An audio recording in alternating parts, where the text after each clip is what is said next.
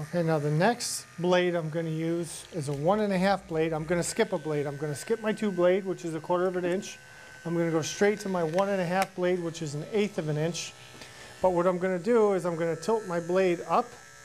And by tilting my blade up, it's going to make it longer, and it's actually going to make it the same length as a 2 blade. So I'm going to be able to do 2 or 3 steps in one. So I'm going down to, this would be a 2 blade. Then I go down to say what it would be a 1.5 blade, 1/8 inch. And then as I'm doing that, I'm taking the tip of the blade and running it over the comb a couple times and blending the sides and the back to the top. So one of the things that I teach that I'm really passionate about is cutting with efficiency. Efficiency doesn't mean speed. I actually work slower than most people. My hand speed is slower. Everything I do is slower, but I'm done with a haircut faster because everything I do, I only do it once. And like this step in particular here, I'm doing 3 steps at one time.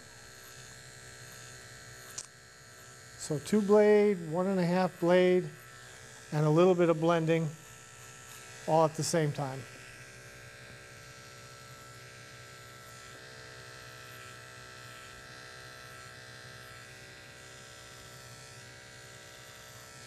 So once you get to know your tools, you can save a lot of time.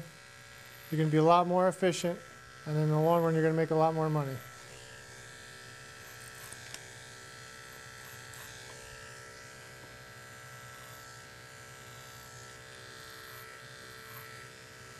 So just continue to work our way back around. Keep spinning that chair. And then as you're spinning the chair, ideally, you're going to have a mirror that you're going to be working with. So as you're spinning the chair, you know, every 30 or 60 seconds, you want to take a peek in the mirror and make sure that the haircut is coming out the way you want it to.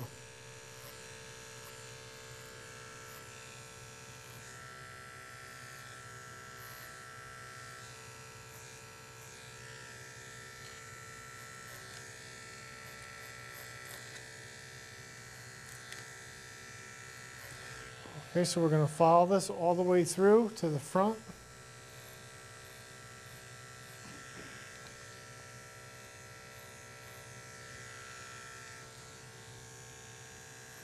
Now this side, if you remember from earlier, grows straight forward.